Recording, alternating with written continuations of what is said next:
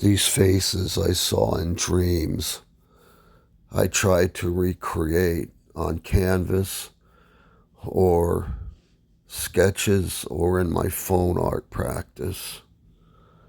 I tried to get them down. I wanted to know who they were. I had a feeling they were people that I had worked with in the past. They weren't happy. Some of them screamed. None of them said anything that wasn't intelligible. But they were bad people. None of the faces were clear. Almost all were angry. All were someplace they didn't want to be. But I tried to recreate them anyway. Because in the back of my mind, I knew who they were. I was probably heading their direction.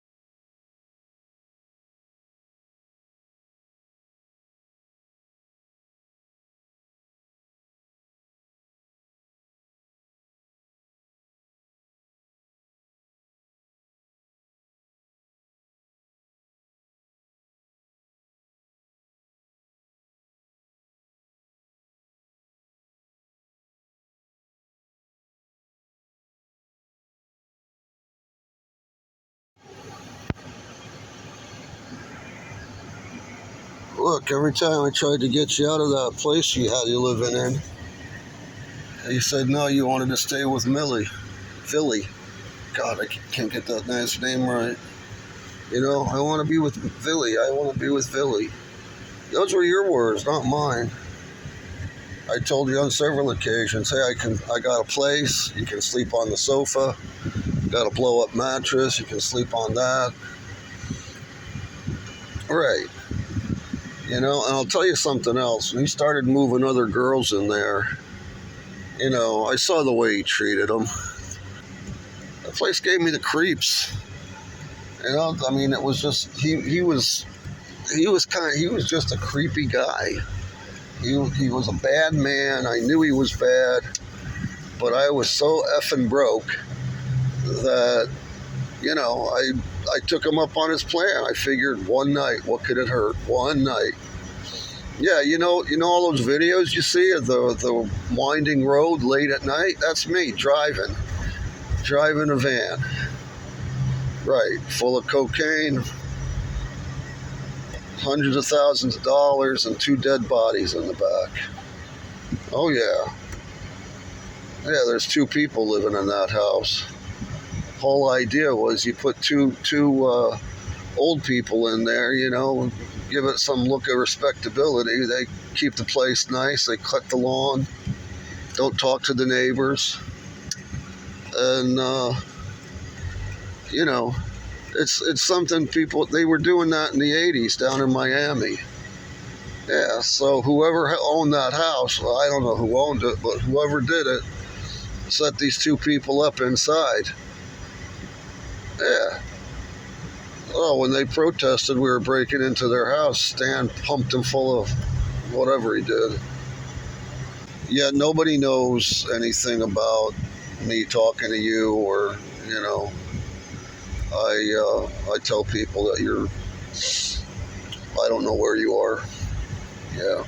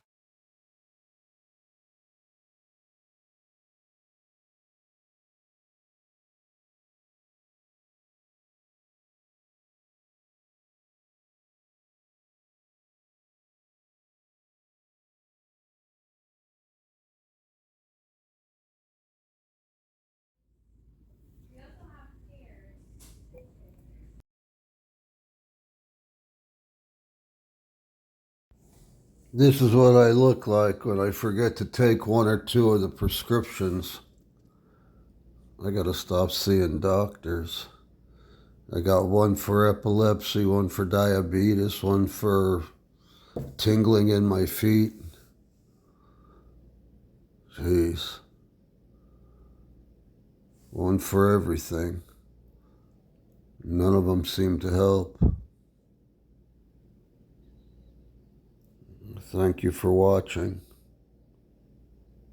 my little movie.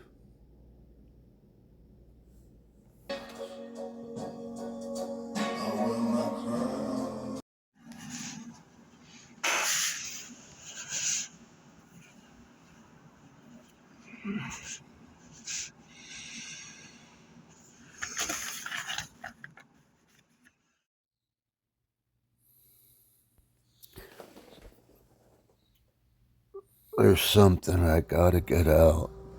It's late at night. Seems like a good time to do it. My thoughts are lining up the way they should.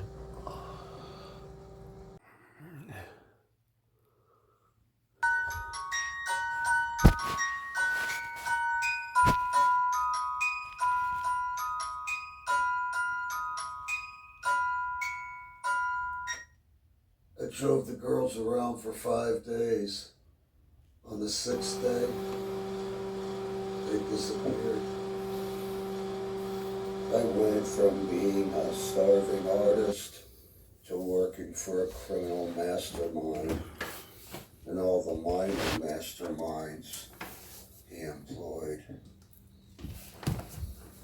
Then one day, you realize the only color on your palette is a sickening gray. No primary colors to work with. No light. You have to get the light back, but you don't know how. You can't hide out in a city 2,000 miles away and hope things will go back to normal. You threw normal away a long time ago. Now it's time to replace what was stolen. For the past 6 episodes, I've run an experiment crossing between reality and fiction. The art is real. The story is fiction. The crime, the characters I created, they don't exist. The art serves the story, or does the story serve the art? I'm not sure. That's what I've done. I've entered some forbidden areas. Some things like human trafficking are very uncomfortable. Using young women, very uncomfortable. I'm not sure if I'm going to let the story die right here in this 6th episode or if I'm going to continue and try to wrap up some loose ends. I'm not sure if this story is right for me. In writing and filming or taping this story, I came to a conclusion that I'm really not cut out for crime or a criminal life. It's too worrisome. I can't compartmentalize well enough to put a crime in one box and then my art in another box. I can't do it. I can't do it. I'm not cut out for crime. Which leads me to a message I wanted to leave behind. If you're going to go into a criminal life, choose your crimes. Choose carefully. It's kind of like going to college, you know. Everybody wants to go to Harvard, but not everybody's cut out for it. Some people are really good in junior college. Some people are really good in trade school. And then they get to Harvard and find they can't hack it. Crime's the same way. People who you see in jail are people who've chosen crimes they can't commit.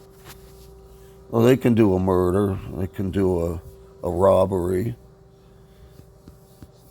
but nobody figures out how to get out, how to get away, how to make the getaway. Court TV is filled with people who've done crimes, but they haven't figured out what to do after the crime has been committed. The police swoop in, and soon enough, they're sitting in front of a jury, praying and hoping for the best. It seldom ends with a not guilty verdict. It ends with years and years and years in prison. Don't think you can rob a bank just because you're good at shoplifting.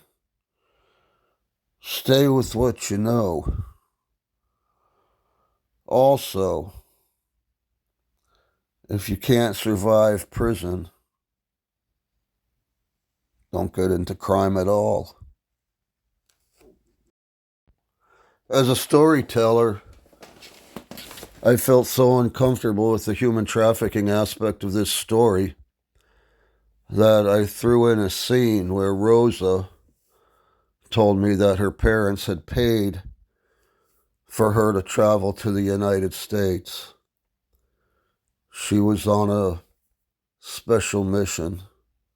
It didn't involve prostitution, although I think Villy would have liked for it. Sorry, I lost my train. Villy would have been happy to sell these girls into prostitution. That's it. That's all I got. I got my head spinning, my heart's pumping too fast. Time to settle down for the night. Take my meds. All 9 prescriptions. Yeah. Like I said, I'm not cut out for crime. And I'm not cut out for old age either. I'll say goodnight to you.